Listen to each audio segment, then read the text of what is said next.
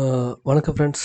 நான் இன்னைக்கு இதுதான் என்னோட ஃபர்ஸ்ட்டு ரியாக்ஷன் வீடியோஸ். இதில என்ன அப்படின்னு பார்த்துட்டிங்கனாக்கா, அதாவது 7 ஸ்ட்ராட்டஜி அதாவது சாணக்ய ஆச்சாரியோட 7 ஸ்ட்ராட்டஜி வந்துட்டு ரியாக்ஷன் பண்ணலாம் அப்படின்னு சொல்லிட்டு தோணுச்சு. ஏன் அப்படின்னு பார்த்துட்டிங்கன்னா, இந்த வீடியோஸ் வந்துட்டு மேக் பண்ணது வந்துட்டு விவேக் பிந்த்ரா அ யூடியூப் சேனல்லேருந்து. இதோட ஸ்பெஷாலிட்டி என்னன்னாக்கா, நெறைய விஷயங்கள நீங்க வந்துட்டு ரொம்ப ஷார்ட் அண்ட் டயத்துல நெறைய விஷயங்கள நீங்க வந்துட்டு கத்துக்கலாம். இன்னொரு விஷயம் என்னன்னு பார்த்துட்டீங்கன்னா, இதில கொஞ்சம் டிஃபிகல்ட்டான ஒரு விஷயம் என்னன்னு பார்த்தீங்கன்னா, இது வந்து ஹிந்தியில மட்டும் தான் இருக்கு. ஸோ இங்கிலீஷ்ல இல்ல. தமிழ்லயும் இல்ல. ஸோ நம்ம மக்களுக்கெல்லாம் இத எப்படி வந்துட்டு கன்வே பண்றதுன்னு எனக்கு கொஞ்சம் இதாவே இருந்துச்சு. ஸோ நல்ல விஷயங்கள அது எந்த லாங்குவேஜ்ல இருந்தாலும் அது எல்லாரும் தெரிஞ்சுக்கணும் அப்படின்றது என்னோட பாயிண்ட் ஆஃப் வியூ. ஸோ ஏன் நம்ம வந்துட்டு ஒரு ரியாக்ஷன் வீடியோ மாரி மேக் பண்ணி, ஸோ ஹிந்தில இல்ல அதர் லாங்குவேஜ்ல சொல்லப்பட்டிருக்க நல்ல நல்ல விஷயங்கள நம்ம தமிழ் மக்களுக்கு கன்வே பண்ணலாம் அப்படின்ற ஒரு ஐடியா கிரியேட் ஆனுச்சு. ஸோ அதனால நான் வந்துட்டு இந்த ரியாக்ஷன் அப்படின்ற ஒரு கான்செப்ட்ட எடுத்துட்டு வந்தேன். ஸோ ஃபர்ஸ்ட்டு பார்த்துட்டிங்கனாக்கா, நம்ம ஒரிஜினல் வீடியோஸ நம்ம வந்துட்டு நான் ஹிந்தியில தான் இருக்கும்.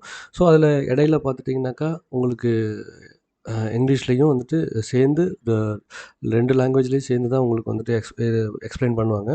ஸோ மோஸ்ட்லி ஹிந்தியில தான் இருக்கும். உங்களுக்கு வந்துட்டு புரிஞ்சா அ பார்த்துக்கோங்க. வீடியோலயே உங்களுக்கு வந்துட்டு புரியும். அப்படி புரியல அப்படின்னாக்கா, இந்த வீடியோஸ்ல சொல்லியிருக்கிற இம்பார்ட்டன்டான விஷயம் என்னென்ன அப்படின்றத நான் வந்துட்டு உங்களுக்கு தமிழ்ல எக்ஸ்ப்ளைன் பண்றேன்.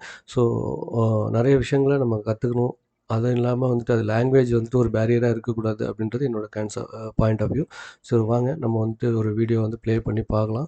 ஸோ நீங்க பாருங்க. ஸோ அதில உங்களுக்கு புரிஞ்சதுன்னா ஓகே. இடையில இங்கிலீஷ்ல தான் இருக்கும். ஸோ புரியல அப்படின்னாக்கா, நான் வந்துட்டு உங்களுக்கு லாஸ்ட்டா உங்களுக்கு அத வந்து எக்ஸ்ப்ளைன் பண்றேன் இம்பார்ட்டன்ட் பாயிண்ட்ட தமிழ்லயே. சரி.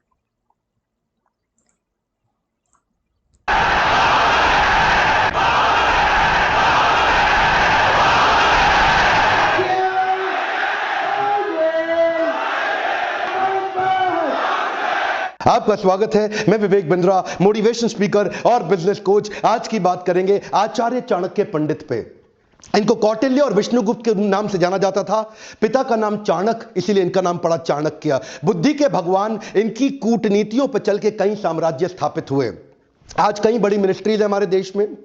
Education minister, home minister, finance minister, defence minister, foreign minister, ये सारी सबसे इंपॉर्टेंट मिनिस्ट्री हैं। और ये ऐसे व्यक्ति थे जो सारी मिनिस्ट्रीज अकेले देखने में सबसे ज्यादा सक्षम, और इनसे ऊपर प्राइम मिनिस्टर, ये खुद आगे चल के चंद्रगुप्त मौर्य के प्राइम मिनिस्टर हुए। नालंदा के विश्वविद्यालय में ये एक प्रोफेसर थे, एक शिक्षक थे।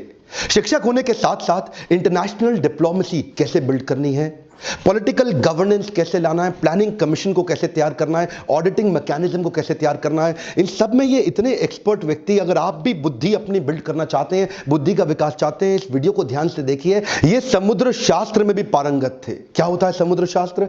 एक इंसान से बात करते वक्त उसके चेहरे को देख के बता देंगे कि व्यक्ति सोच क्या रहा है। इतना एक्यूरेट प्रोडिक्शन देंगे उसके बिहेवियर के बारे में, उसके इमोशंस के बारे में, उसके रिएक्शंस के बारे में। ये एक्सपर्टीज इनको आगे चल के कई साम्राज्य को स्थापित करने में इसकी मदद करी। इनके बचपन से शुरुआत करते हैं। एक बार चाणक्य बाहर बगीचे में खेल रहे थे। पीछे से इनके घर में एक एस्ट्रोलॉजर ज्योतिषी आया, जो उनकी मां से जब मिला तो उन्होंने चाणक्य की पत्री देख के बोला कि ये तो आगे चल के इसके जीवन में राजयोग लिखा है, ये आगे चल के देश का बड़ा प्रधानमंत्री भी बन सकता है। मां सोचने लगी अगर ये प्रधानमंत्री बन गया तो ये तो मुझको भूल जाएगा। तो उन्होंने कहा क्या ये बात सच है? बोला इसकी पुष्टि करनी हो तो चाणक्य के दांत को देखना, सामने वाले दांत पे उसके नागराज का चिन्ह होगा। और वो पुष्टि करने के लिए जब मां ने बुलाया तो देखा कि चाणक्य के दांत पे वो चिन्ह था। तो मां रोने लगी, बोली तू आगे चल के राजयोग के चलते प्रधानमंत्री बनेगा, मुझको भूल जाएगा। इतना सुनते ही चाणक्य ने पत्थर उठाया और अपना दांत तोड़ दिया और क्या बोला, मां तेरे प्रेम के चलते मैं ऐसे हजारों राजपाट तुरंत खत्म कर दूंगा। इससे पता चलता है चाणक्य को कभी सत्ता का लोभ नहीं था। आगे चल के देशभक्त चाणक्य तक्षशिला के प्रधानाचार्य बने, प्रधानाध्यापक बने। उन्हीं दिनों सिकंदर पूरी दुनिया को जीतते हुए भारत की तरफ बढ़ रहा था।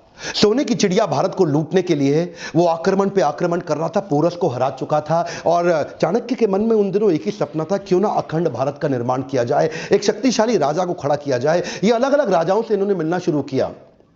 उस समय मगध जो सबसे बड़ा साम्राज्य था नंदा डायनेस्टी का, आज के समय में जो उड़ीसा है, बिहार है, उत्तर प्रदेश जो आज का समय है, वो सारा सब उस समय मगध कहलाया जाता था। और नंदा डायनेस्टी का सबसे बड़ा राजा धनानंद ये उसके पास गए और उसको इन्फ्लुएंस करने का प्रयास किया कि क्यों ना सिकंदर के खिलाफ हम तैयारी करें।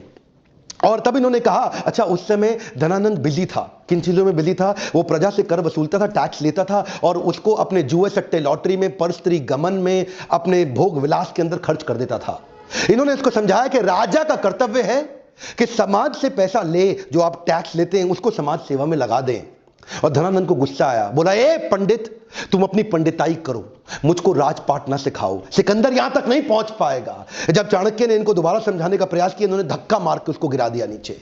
और जब चाणक्य नीचे गिरे तो उनकी शिखा खुल गई और बोले तेरी यही शिखा काट देंगे। उस बात पे चाणक्य को बहुत बुरा लगा। उस दिन उन्होंने एक संकल्प ले लिया कि मैं ये शिखा तब तक नहीं बांधूंगा।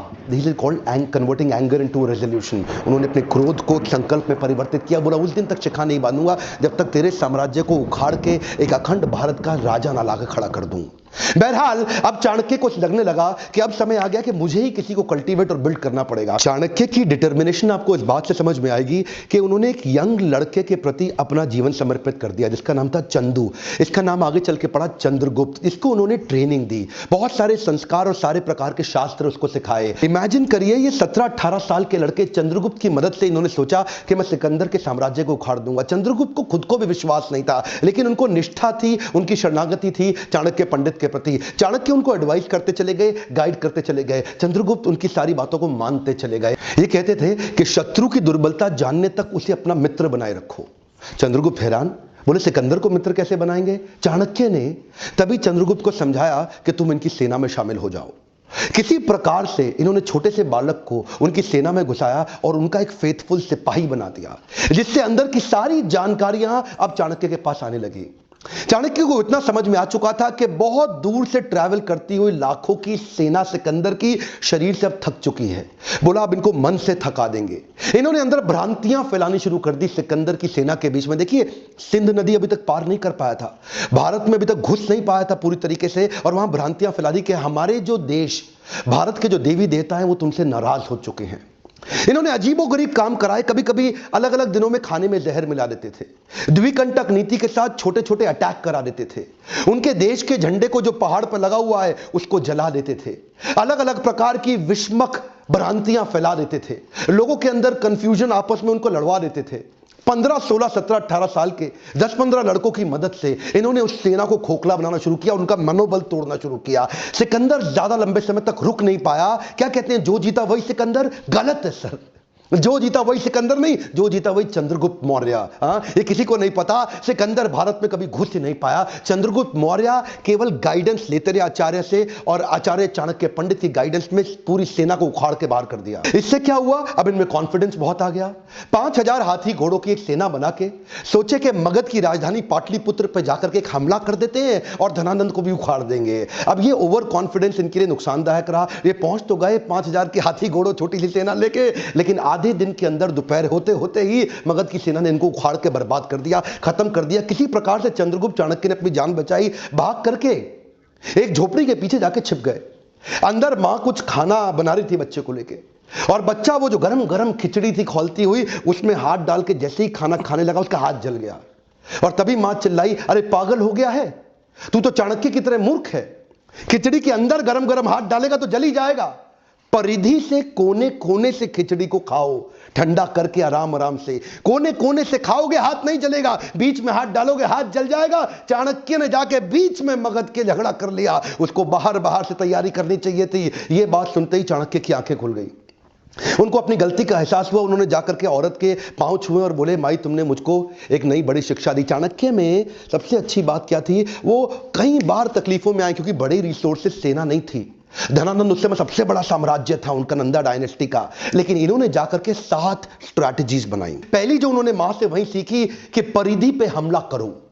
परिधि मतलब बाहर का सर्कमफ्रेंस, जो बाहरी घेरा होता है। तो धनानंद के बाहरी घेरे में जिन जिन राज्यों पे उसकी कमजोर पकड़ थी, जहां जहां उसकी वहीं से इन्होंने हमले करने शुरू किए, छोटे छोटे हमले करने शुरू किए, जिसके लिए इन्होंने दूसरी स्ट्रैटेजी अपनाई, विष कन्याओं की टीम तैयार करी।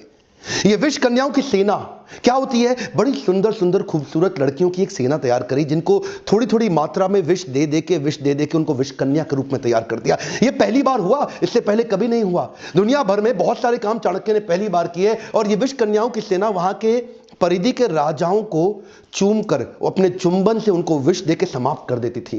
इतना ही नहीं, इसके बाद इन्होंने तीसरी स्ट्रैटेजी क्या अपनाई, जासूसों की सेना बनाई। इतने जासूसों को ट्रेनिंग दी कि जासूसों को कैसे बढ़िया जासूसी करके सारी खबर अंदर की लाके देनी है। अब चाणक्य को समझ में आ गया, स्ट्रैटेजिकली चलेंगे। ये क्या कहते थे, शत्रु के को लेकर के कभी गुस्से से शत्रु के बारे में मत सोचो। अगर गुस्सा आ जाएगा शत्रु के खिलाफ तो आपकी एनालिटिकल एबिलिटी खत्म हो जाएगी। तो चाणक्य जो आंकलन करते थे ना, एनालिसिस, वो ऐसा इतना जासूसों से इतनी इंफॉर्मेशन लाते थे और कभी कभी जासूसों की भी जासूसी करा देते थे। चाणक्य इतने एक्सपर्ट थे कि पैरेलली चौथी स्ट्रैटेजी बना रहे थे, building a high performance team. ये इन्होंने कैसी करी, इन्होंने वात्सायन मुनि का एक वेश धारण कर लिया और ये जानते थे कि अगर बड़ी सेना बनानी है तो उनके मन, बुद्धि और आत्मा को जीतना पड़ेगा। एक पॉपुलर अपने आप को वात्सायन मुनि के भेष में जाकर के लोगों को जगह जगह कथा प्रवचन करते थे और उनको धीरे धीरे इंस्पायर करते थे कि तुम चंद्रगुप्त की सेना को ज्वाइन कर लो। ये जानते थे कि प्रेम से बात करूंगा और आध्यात्मिक बात करूंगा, लोग प्रभावित हो जाएंगे, प्रभु भावित हो जाएंगे और मेरी स्टोरी और मेरी कहानी पे विश्वास करेंगे और चंद्रगुप्त की सेना को ज्वाइन करते चले जाएंगे। उनकी आत्मा, मन, बुद्धि को जीतने के बाद अपनी वाणी की शक्ति से उनको प्रभावित करके एक एक करके धीरे धीरे 8 लाख लोगों की सेना तैयार कर दी। यह सेना ऑलरेडी 4 गुना बड़ी हो चुकी थी अब धनानंद से। इनके पास हाथी घोड़ों की बड़ी सेना और घुड़सवार रथों की बड़ी सेना, पैदल सिपाहियों की सेना, इतनी बड़ी सेना धीरे धीरे ये देखिए, इससे सारी स्ट्रैटेजीज पैरेलल करते चले गए। हमारे देश में आज आरक्षण का बड़ा चक्कर चल रहा है ना, वहां पे आरक्षण के चक्कर के सख्त खिलाफ थे। ये कहते थे केवल योग्य व्यक्ति को आगे बढ़ाऊंगा, your country is only as powerful as your lieutenants. तो अपने लेफ्टिनेंट को चूज करते थे, जो आदमी योग्य है उसी को आगे बढ़ाते थे। उनके ट्रेनिंग कैंप्स पे क्या कहते थे कि राजा को अपने आसपास के लोग बुद्धिमान और योग्य रखने चाहिए, चापलूस लोग नहीं चाहिए जो केवल आपकी तारीफ करते रहे। चाणक्य श्लोक बोलते थे, दुर्जनेषु च सर्पेषु वरम सर्पो न दुर्जना, सर्पोदंशति कालेना दुर्जनस्तु पदे पदे। चाणक्य कहते थे दुर्जन मतलब दुष्ट व्यक्ति और सर्पेशु मतलब सांप, इन दोनों में से सांप अच्छा है। वरम सर्पो न दुर्जना, दुर्जन को छोड़ दो, सांप के साथ रह लो। सर्पोदंशति कालेना दुर्जनस्तु पदे पदे, सांप तो एक ही बार काटेगा, एक ही बार डसेगा, लेकिन दुर्जनस्तु पदे पदे, दुर्जन व्यक्ति हर कदम पे आपको डसेगा, हर बार डसेगा। इसीलिए क्या कहते थे कि मैं टीम ऐसी तैयार करूंगा जो केपेबल लोगों की हो और दुर्जन ना हो। तो ये एक हाई परफॉर्मेंस टीम तैयार करते गए और साथ साथ ये छापामार युद्ध के छोटे छोटे प्रयास करते गए। ये इनकी अगली स्ट्रैटेजी समझिएगा। एक तो देखिए होता है कि टेस्ट एंड लॉन्च और एक होता है launch and test. Test and launch क्या होता है, पहले छोटे छोटे टेस्ट करो, पायलट एक्सपेरिमेंटेशन करो, छोटा टेस्ट करो और उसके बाद उसको वैलिडेट करो। और दूसरा क्या है, पहले लॉन्च कर दो और बाद में देखना टेस्ट करके रिजल्ट आया कि नहीं आया। जो पिछली गलती करी थी 5000 घोड़े सैनिक के साथ, वो क्या था, पहले लॉन्च कर दिया, बाद में टेस्ट से पता चला कि ये फेल हो गए। अब क्या करते थे, अब कहते थे अभ्यास करेंगे। बोले प्लानिंग और प्रैक्टिस में फर्क है। प्लान तो आपका ठीक हो गया लेकिन छोटे छोटे प्रैक्टिस करेंगे। तो छापामार युद्ध परिधि में लगातार करते रहते थे, उससे इनकी प्रैक्टिस बढ़ती चली गई। इतनी प्रैक्टिस बढ़ गई कि उसके बाद वो टेस्ट एंड लॉन्च इतने सारे टेस्ट कर दिए कि ताकि बड़ा हमला करने पे दिक्कत ना आए। और अगली स्ट्रैटेजी में इंटरनेशनल अलायंसेस बिल्ड करके अपनी ताकत और अपनी सेना को बढ़ा करते गए। कश्मीरी राजा प्रवर्तक को उन्होंने अपने साथ में लिया और बाहर से कई यूनानी राजाओं को भी अपने साथ लिया, जो ये पिछली बार पहले जीत चुके थे ना सिकंदर को, तो वहां से कुछ यूनानी राजाओं के साथ भी उन्होंने सपोर्ट लिया।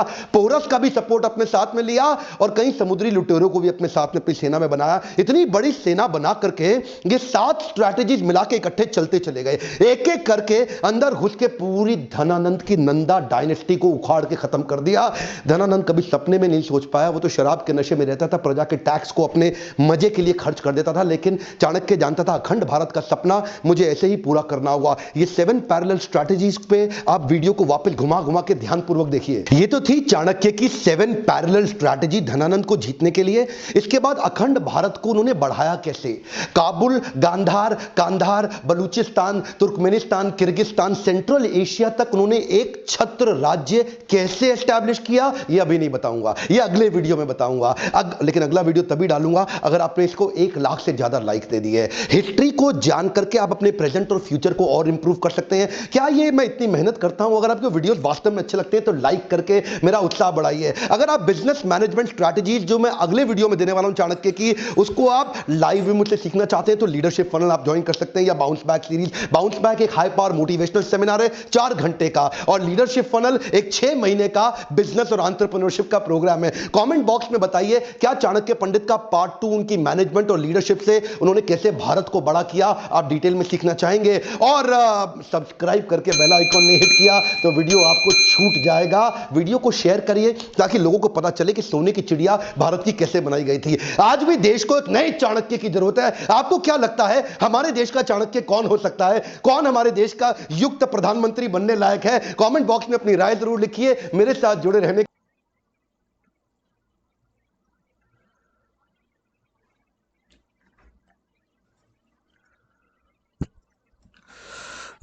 ஓகே ஃப்ரெண்ட்ஸ், பார்த்துருப்பீங்கன்னு நினைக்கிறேன். ஸோ இந்த வீடியோஸில் இம்பார்ட்டண்டான விஷயம் என்னவோ அதை நான் வந்து உங்களுக்கு தமிழில் வந்துட்டு எக்ஸ்பிளைன் பண்ணிடுறேன். ஸோ என்ன அப்படின்னு பார்த்துட்டிங்கனாக்கா, சந்திரகுப்த மௌரியா இருந்தார். ஸோ அவர் வந்துட்டு ஃபஸ்ட்டு எடுத்தோன்னா நமக்கு வந்துட்டு இது ஆச்சாரிய சாணக்கியாவை பற்றி சொல்கிறாங்க. ஸோ ஆச்சாரிய சாணக்கியா வந்துட்டு கௌட்டில்யா அப்படின்னு வேறு வேறு பேரில் வந்துட்டு இவர் வந்துட்டு கூப்பிடுவாங்க. ஸோ அதுக்கப்புறம் பார்த்துட்டிங்கனாக்கா, நிறைய விஷயங்கள் வந்துட்டு இவரோட அட்மினிஸ்ட்ரேஷன் பிளானிங்லேருந்து தான் நம்ம வந்துட்டு இந்தியன் கவர்மெண்ட் எடுத்திருக்காங்களாம். ஸோ அதில் பார்த்துட்டிங்கனாக்கா, education, home minister, education minister, finance minister, defence minister, foreign minister அப்படி இப்படின்னு சொல்லிட்டு இருக்குல்ல. ஈவன் நம்ம பிரைம் மினிஸ்டர் கூட இவரோட ஸ்ட்ராட்டஜிஸ்லேருந்து தான் எடுத்துருக்கிறதா சொல்கிறாங்க. ஸோ அதுக்கப்புறம் இவர் வந்துட்டு ஒரு ப்ரொஃபஸராக இருந்தார் நாலந்தா யூனிவர்சிட்டியில். இவர் வந்துட்டு ப்ரொஃபஸராக மட்டும் இல்லாமல் இவரோட நாலேஜ் பார்த்துட்டிங்கன்னா international diplomacy, political governance, planning commission, auditing mechanism, இது மாதிரி இந்த 4 விஷயத்துலேயும் நிறைய விஷயங்களில் இவர் 4 விஷயங்களில் ஸ்பெஷலிஸ்ட்டாக இருந்தார். நிறைய விஷயங்களில் நாலேஜ் இருந்ததா சொல்கிறாங்க. ஸோ அதுக்கப்புறம் இவர் பிளான் பண்ணி என்ன பண்ணுறாருன்னா, தனானந்த் இவரோட இன்னொரு விஷயம் என்னென்னு பார்த்துட்டிங்கன்னா, ஒருத்தர்கிட்ட பேசிகிட்டு இருக்காங்க அப்படின்னாக்கா, அவரை பற்றின ஆக்டிவிட்டீஸ், பிஹேவியரை வச்சு அவரோட ஃபுல் ஹிஸ்ட்ரியும் இவர் வந்துட்டு ப்ரெடிக்ட் பண்ணிடுவாராம். ஸோ அவ்வளோ அக்யூரேட்டாக ப்ரெடிக்ட் பண்ணுற ஒரு நாலேஜ் இவர்கிட்ட இருந்ததா சொல்கிறாங்க. ஸோ ஒரு தடவை என்ன ஆச்சு அப்படின்னாக்கா, இவர் வந்துட்டு விளையாண்டுட்டு இருக்காரு. அப்போ வந்துட்டு ஒரு முனிவர் வந்துட்டு இவங்க வீட்டுக்கு வந்துடுறாங்களாம். ஸோ வந்துட்டு இருந்தோன்னே அந்த முனிவர் வந்துட்டு இவரோட ஜாதகத்தை வாங்கி பார்த்துட்டு சொன்னாராம் அவங்க அம்மாட்ட, இந்த பையன் வந்துட்டு ஒரு பெரிய பிரைம் மினிஸ்டர் ஆகிறதுக்கு, ஒரு பெரிய நாட்டோட பெரிய பொசிஷனில் வர்றதுக்கு வாய்ப்பு இருக்குது அப்படின்னு சொன்னாங்களாம். இவங்க அம்மா வந்துட்டு பார்த்துட்டு, இந்த பையன் நம்மளோட பையன் வந்து பிரைம் மினிஸ்டர் ஆகிட்டாக்கா நம்மளை வந்துட்டு மதிப்பானா, நம்மளை வந்துட்டு பக்கத்தில் வச்சுப்பானா அப்படின்ற ஒரு பயம் இவங்க அம்மாவுக்கு வந்துச்சு. ஸோ அப்போ தான் வந்துட்டு இதை எப்படி சொல்கிறீங்க அப்படின்னு சொல்லிட்டு இந்த முனிவர்கிட்ட கேட்கும்போது, உங்கள் பையனோட பல்லில் பார்த்துட்டிங்கன்னா ஒரு சின்னம் இருக்கும். அந்த சின்னம் தான் இதுக்கு வந்து இண்டிகேட் பண்ணும் அப்படின்னு சொல்கிறாங்க. ஸோ அவர் பையனை வந்துட்டு அவங்க அம்மா கூப்பிட்டு பார்க்கும்போது எக்ஸாக்டாக அந்த சின்னம் வந்துட்டு அவங்க பையனோட பல்லில் இருந்துச்சாம். ஸோ அப்போ தான் வந்துட்டு அவங்க அம்மா வந்துட்டு அவங்க பையன்கிட்ட கேட்கும்போது, நீ வந்துட்டு பிரைம் மினிஸ்டர் ஆகிட்டீன்னா என்னை வந்து மறந்துடுவியா, என்னை விட்டுட்டு போயிடுவியா அப்படின்னு சொல்லும்போது, உடனே அந்த சாணக்கியா என்ன பண்ணாருன்னா, ஒரு கல் எடுத்து அந்த பல்லை உடைச்சிட்டு, எனக்கு வந்துட்டு உன்னோட அன்பு பாசம் தான் முக்கியம். எனக்கு வந்துட்டு அதாவது பெரிய பொசிஷனோ அதெல்லாம் எனக்கு முக்கியம் இல்லை அப்படின்னு சொல்லிட்டாரு. ஸோ அதுக்கப்புறம் பார்த்துட்டிங்கனாக்கா, அதாவது அப்போ இந்தியா வந்து சோனக்கிய சிடியா அப்படின்னு சொல்லுவாங்க. ஸோ என்ன சோனக்கிய சிடியானாக்கா வந்துட்டு ஹிந்தியில் தான் சொல்கிறாங்க வந்துட்டு. அது எப்படின்னா, நம்ம இந்தியா நாடு வந்துட்டு நிறைய வளங்களை பெற்றது அப்படின்னு சொல்லிட்டு உலகம் ஃபுல்லாக வந்துட்டு பேசிகிட்டு இருப்பாங்களாம். அவ்வளோ வளங்களும் அவ்வளோ ஜாகிரபிக்கல் கண்டிஷன்ஸ்லாம் ரொம்ப ஃபேவராக இருந்துச்சாம். ஸோ அப்போ வந்து சிக்கந்தர் அப்படின்னு சொல்லிட்டு வெஸ்டர்ன் ஏசியாவிலேருந்து நம்ம நாட்டை வந்து போரிடுறதுக்காண்டி பிளான் பண்ணி வந்துக்கிட்டு இருந்தாராம். ஸோ அப்போ தான் வந்துட்டு அந்த அந்த நேரத்தில் வந்துட்டு நம்ம சாணக்கியா அப்படின்றவர் என்னன்னாக்கா, ஒரு டக்ஷிலா அப்படின்ற ஒரு இடத்துல ஒரு ப்ரிஸ்ட்டாக வந்துட்டு ஒர்க் பண்ணிகிட்டு இருந்தார். ஸோ அப்போ வந்துட்டு மகத் அப்படின்ற ஒரு டைனஸ்டி, நந்தா டைனஸ்டியில் வந்துருமா. அந்த நந்தா டைனஸ்டியில் பார்த்துட்டிங்கனாக்கா, இப்போ இருக்கிற யூபி, அதுக்கப்புறம் ஒரிசா, வெஸ்ட் பெங்கால் இந்த மாதிரி ஸ்டேட்லாம் வந்துட்டு சேர்ந்தது தான் நந்தா டைனஸ்டியில் மகத் அப்படின்றது. ஸோ இவர் என்ன பிளான் பண்ணாருன்னா, அந்த டைனஸ்டியில் உள்ள தனானந்திட்ட போயிட்டு இவர் ஒரு பிளானை வந்துட்டு சொல்கிறாரு. ஸோ அதாவது சிக்கந்தர் வந்துட்டு வெஸ்டர்ன் ஏஷியாவிலேருந்து நம்ம கண்ட்ரியை வந்து போரிடுறதுக்காண்டி வர்றாரு. ஸோ நம்ம வந்துட்டு இதை வந்து தடுக்கணும்னா நம்ம வந்துட்டு பெரிய ஒரு ஃபோர்ஸ் வந்து ரெடி பண்ணி இத வந்துட்டு நம்ம கண்ட்ரோல் பண்ணலாம் அப்படின்னு சொல்லி ஒரு ஐடியா சொல்றாரு. ஸோ அப்போ வந்து தனானந்தன் அந்த கிங்க பார்த்துட்டிங்கனாக்கா நெறைய டாக்ஸ் எல்லாம் வந்துட்டு மக்கள்ட்டேருந்து வசூலிச்சு, அந்த டாக்ஸ வந்துட்டு சரியான முறையில வந்துட்டு உபயோகப்படுத்தாம, அ அந்த டாக்ஸ வந்துட்டு இவரு குடி, அது வர பெண்கள்ட்ட இந்த நடனம் ஆடுறது, இந்த மாரி விஷயத்துல வந்துட்டு எக்ஸ்பெண்டிச்சர் பண்ணிட்டு இருந்தாராம். ஸோ அப்பதான் வந்துட்டு இவரு சொன்னாரு வந்துட்டு சாணக்யா என்ன சொன்னார்னா, "நீங்க வந்துட்டு டாக்ஸ கலெக்ட் பண்ணி சரியான முறையில உபயோகப்படுத்தணும். தப்பான வழியில நீங்க உபயோகப்படுத்திட்டு இருக்கீங்க." அப்படின்னு வந்துட்டு கிங் தனானந்தர்ட்ட சொல்லும்போது, அவரு கோவப்பட்டு எட்டி உதைச்சுட்டாராம் வந்துட்டு சாணக்யாவ. ஸோ அப்போ எட்டி உதைச்சு கீழ விழுவும்போது, அவரோட முடியும் வந்துட்டு குடுமியும் வந்துட்டு கீழ தரையில பட்டுடுச்சாம். ஸோ அப்போ வந்துட்டு ஒரு சபதம் எடுத்துக்கிட்டாரு. "உன்னோட இந்த அ இத உன்னோட இந்த உன்னோட இந்த கிங்ஷிப்ப நான் வந்துட்டு எரேஸ் பண்ணிட்டு தான் நான் என்னோட முடிய கட்டுவேன்." அப்படின்னு சாணக்யா வந்துட்டு சபதம் எடுத்துக்கிட்டாராம். ஸோ அதுக்கப்புறம் வந்துட்டு சந்து அப்படின்ற ஒரு ஒரு பையன வந்துட்டு செலக்ட் பண்றாரு. 17, 18 வயசு இருக்குமாம். ஸோ அந்த பையனுக்கு ஃபுல்லான நாலேட்ஜ குடுக்குறாரு. எப்படி வந்துட்டு போரிடணும், எந்த விதத்தில போரிடணும், யார எப்படி அட்டாக் பண்ணணும், யார்ட்ட எப்படி பேசணும், எந்த மாரி நடந்துக்கணும் அப்படின்னு சொல்லிட்டு, அந்த பையனும் பார்த்துட்டீங்கன்னாக்கா, இவரு சொல்றத கேட்டு நல்லா ஒரு நல்ல பெர்ஃபார்மன்ஸ்ல வருது. ஸோ நெறைய வந்துட்டு இதெல்லாம் குடுக்குறாரு. ஸோ அப்பதான் வந்துட்டு இந்த பையன வந்துட்டு ஒரு சிக்கந்தர் ஒரு படை இருக்கு பார்த்தீங்களா? அந்த படையில அ ஒரு போர் வீரனா வந்துட்டு செலக்ட் பண்ண வைக்கிறாரு. ஸோ அந்த எதுக்கு அப்டின்னா, அந்த சிக்கந்தர் படையில என்னென்ன வீக்னஸ் இருக்கு, நல்லது என்ன இருக்கு, ஸ்ட்ரெங்த் என்ன இருக்கு அப்டின்ற ஒரு விஷயங்கள வந்துட்டு தெரிஞ்சுட்டு வரணும் அப்டின்றதுக்காண்டி.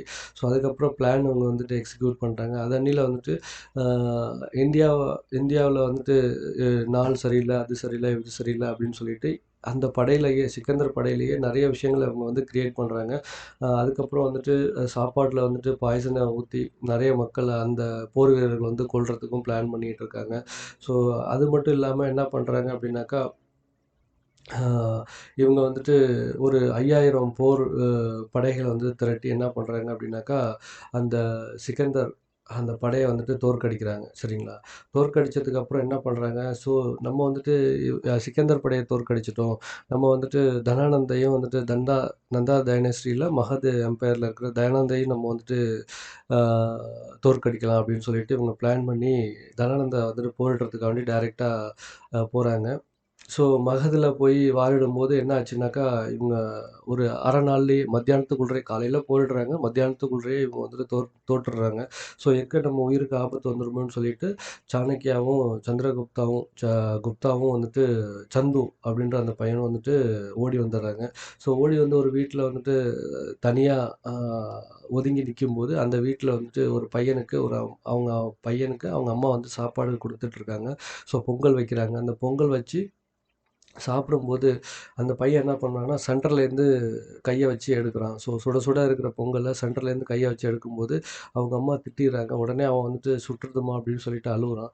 ஸோ அந்த அவங்க அம்மா திட்டிட்டு, "நீனும் வந்துட்டு சாணக்கியா மாரி சென்டர்லேருந்து நடுவுலேருந்து போரிட ஆசைப்படுறியா?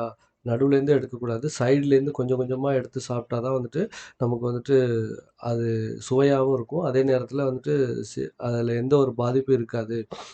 ஈஸியா நம்ம வந்துட்டு அத சாப்பிட்றலாம்." அப்படின்னு அவங்க அம்மா சொல்றாங்க. ஸோ இத கேட்ட சந்திரகுப்தாவும், சாணக்கியாவும் 2 பேரும் வந்து அந்த அம்மாவ கால்ல விழுந்து, "நீங்க எனக்கு நெறைய விஷயங்கள சொல்லிக் குடுத்துட்டீங்க. எனக்கு ரொம்ப நன்றி." அப்படின்னு சொல்லிட்டு அவங்களுக்கு நன்றி தெரிவிச்சு திருப்பி பிளான எக்ஸிக்யூட் பண்றாங்க.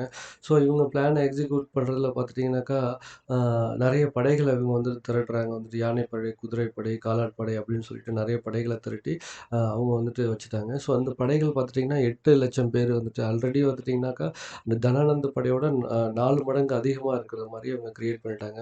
அதுக்கப்புறம் என்ன பண்ணிட்டாங்க, அங்க அந்த டைனஸ்டில இருக்கிற நெறைய கிங்ஸ் இருப்பாங்கல்ல, சின்ன சின்ன கிங்ஸ். அவங்கள வந்துட்டு அ எப்படி சாகடிக்கிறதுன்னா, இவங்க வந்துட்டு ஒரு நல்ல அழகான பெண்கள வந்துட்டு கொஞ்சம் கொஞ்சமா விஷம் குடுத்து, அந்த பெண்கள வந்துட்டு உடம்பு ஃபுல்லா விஷம் வச்சு எந்த ஒரு ஆபத்தும் இல்லாத அளவுக்கு அவங்க வந்துட்டு அந்த பெண்கள வந்து ரெடி பண்ணி, அந்த பெண்கள வந்துட்டு எந்தெந்த ராஜா இருக்காங்களோ, அந்த ராஜாவிட்ட அனுப்பி, அ அவங்க கிஸ் பண்ணும்போது என்ன ஆகும்னா, இவங்களோட பாய்சன் வந்துட்டு அந்த ராஜா கிட்ட போயிடும். ஸோ அவரு வந்து இறந்துருவாரு. ஸோ அந்த மாரி டெக்னிக்கையும் வந்துட்டு யூஸ் பண்ணாங்களாம். அதுக்கப்புறம் ஸ்பையிங் டெக்னிக்கை வந்துட்டு யூஸ் பண்ணார் இவர் 3வதா. ஸோ ஸ்பையிங் டெக்னிக் யூஸ் பண்ணி அந்த எந்த கண்ட்ரி யாரை பற்றின டீட்டெயில்ஸ் வேணுமோ அந்த கண்ட்ரியோட ஸ்ட்ரென்த் என்ன வீக்னஸ் என்ன அப்படின்றத கலெக்ட் பண்ணாங்க. ஸோ அது மட்டும் இல்லாமல் இவரோட இன்னொரு விஷயம் என்னன்னீங்கன்னாக்கா ஸ்பைக்கே ஸ்பை வச்சாராம். ஒரு ஸ்பையை அனுப்புவார், அந்த ஸ்பைக்கே இன்னொரு ஸ்பையை வச்சு அந்த ஸ்பை என்ன பண்ணுறாங்க அப்படின்ற ஒரு விஷயத்தையும் இவர் இவர் வந்துட்டு க கண்டு வச்சுருந்தாராம் வந்துட்டு. ஸோ அதுக்கப்புறம் வந்துட்டு ஒரு பெரிய ஹை பர்ஃபார்மன்ஸ் டீமை வந்துட்டு இவர் கிரியேட் பண்ணார். அதான் அந்த அந்த சொன்னேன் பார்த்தீங்களா உங்களுக்கு, 8,00,000 பேர் கொண்ட படைகளை வந்துட்டு 4 மடங்கு அதிகமாக வந்துட்டு கிரியேட் பண்ணிட்டாங்க. ஸோ அதுக்கப்புறம் பார்த்துட்டிங்கனாக்கா இவர் வந்துட்டு இன்னொரு ஸ்ட்ராட்டஜி என்ன யூஸ் பண்ணாருன்னா, யாருக்கு வந்துட்டு திறமை இருக்கோ அவரை மட்டும்தான் வந்துட்டு ஹை பொசிஷன்லேயும் இவர் படை வீரர்களையும் வச்சுருந்தாரு.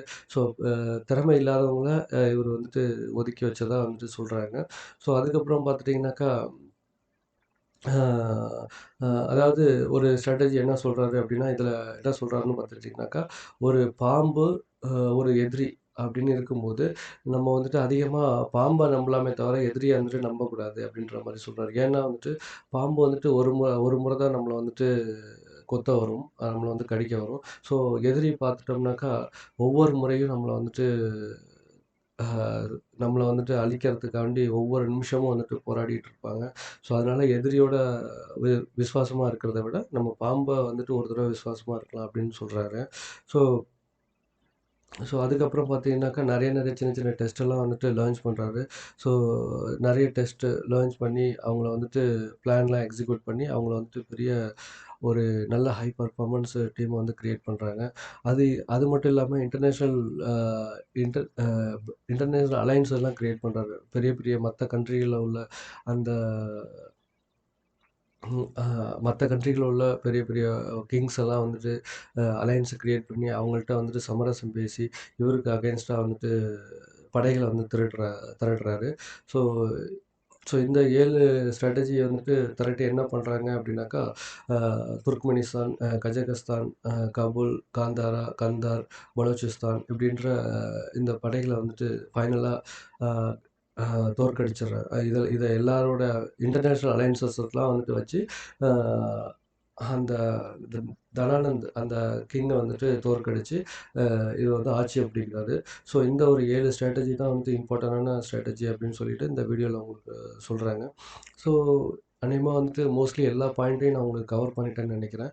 ஸோ இதில என்ன மெயினான விஷயங்கள்னா 7 பாயிண்ட்டு சொல்றாங்க. 7 ஸ்ட்ராட்டஜிய வந்துட்டு சாணக்யா வந்து யூஸ் பண்றாரு. அந்த 7 ஸ்ட்ராட்டஜி என்னென்ன அப்படின்றது உங்களுக்கு ஸ்லைடு வைஸா நான் வீடியோல பார்த்துருப்பீங்க. நான் உங்களுக்கு டீட்டெயிலாவும் சொல்லிட்டேன். ஸோ உங்களுக்கு யூஸ்ஃபுல்லா இருக்கும்னு நெனைக்கிறேன். யூஸ்ஃபுல்லா இருந்ததுனாக்கா, தேங்க் யூ.